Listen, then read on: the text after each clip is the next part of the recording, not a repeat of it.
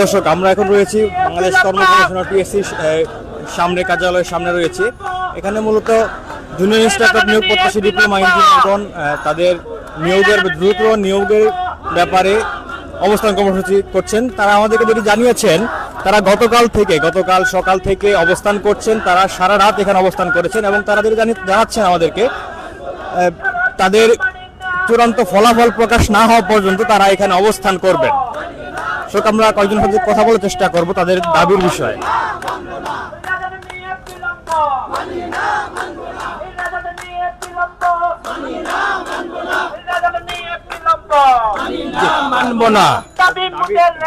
আমাদের একটা দাবি নিয়ে আমরা এখানে এসেছি, সেটা হচ্ছে আমাদের জুনিয়র ইনস্ট্রাক্টরের রেজাল্ট পাবলিশ করতে হবে। এটা অবিলম্বে। আমরা গতকালকে আলটিমেটাম দিয়েছি যে আমাদের একটাই আলটিমেটাম, সেটা হচ্ছে রেজাল্ট দিতে হবে। আমাদের আর কোনো দফা নাই। আমরা বিপিএসসির সামনে এই মুহূর্তে দাঁড়াইছি একটা দাবি নিয়ে, সেটা আমাদের রেজাল্ট আর কোনো কাল বিলম্ব না করে আজকেই দিতে হবে এবং সেটা যত দ্রুত সম্ভব। আমরা গতকালকে আপনাদেরকে জানিয়েছি যে আমরা গতকালকে কমিশনের কোনো সদস্য বা কাউকে আমরা না পাইলেও মাননীয় সচিব স্যারকে আমরা পেয়েছিলাম। সচিব স্যারের সাথে আমাদের কথা হয়েছে। স্যার আমাদেরকে যথেষ্ট এ ব্যাপারে পজিটিভ কথা বলেছে যে আগামীকাল আপনাদের এই বিষয়টা নিয়ে কমিশনে সভা হবে এবং আমাদের রেজাল্ট পাবলিশের একটা প্রতিশ্রুতি দিয়েছে।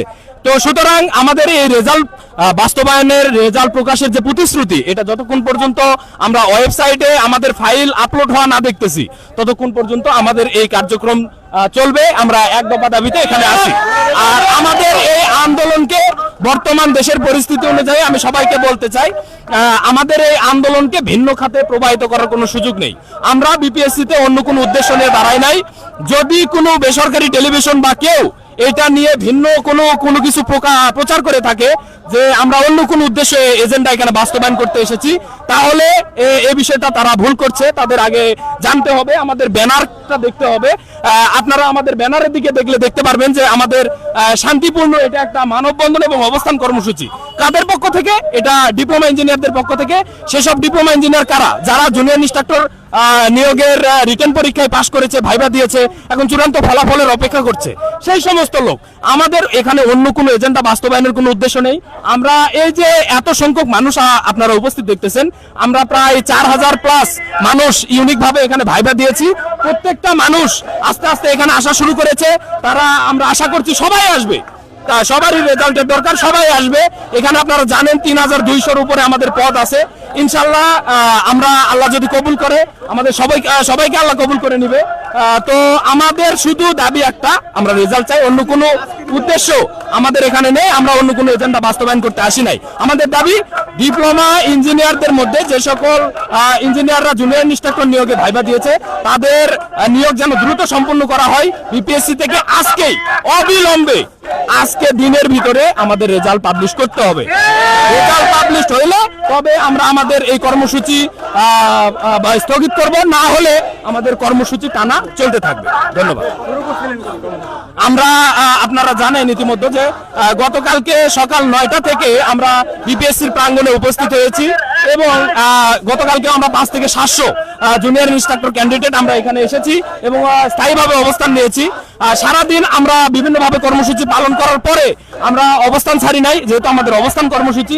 আমরা সারা রাত এখানে ছিলাম এবং সেই ভোর রাত থেকে আমরা আমাদের কর্মসূচি, আমাদের কর্মপরিকল্পনা বাস্তবায়নের জন্য আমরা আবার স্লোগানে পুরো বিপিএসসির যে চত্বর আমরা মুখরিত করে রেখেছি। আমাদের দাবি বাস্তবায়ন হইতে হবে। এটা না হওয়া পর্যন্ত আমাদের, আজকে যদি দাবি পূরণ না হয় কিংবা দাবি পূরণ করতে বিপিএসসি ব্যর্থ হয়, তাহলে আমরা আমরণ অনশনের ডাক দিব। এখানে আমরা আরো এক্সট্রিম কর্মসূচি দিতে বাধ্য হব।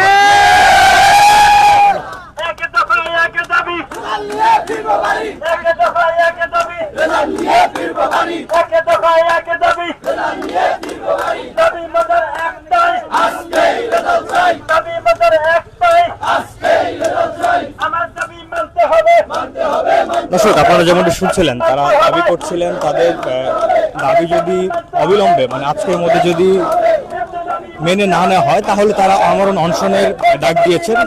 তারা গতকাল থেকে তাদের অবস্থান কর্মসূচি পালন করছেন।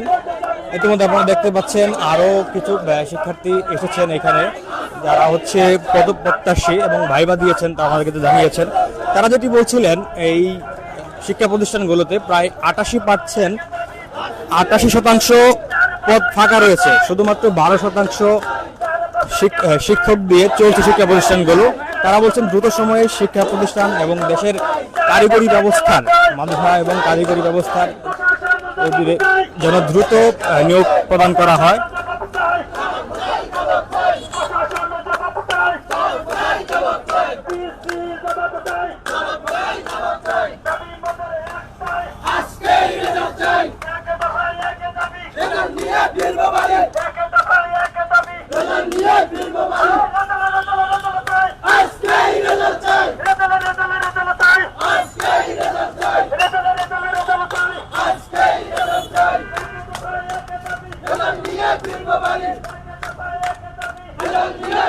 Bye.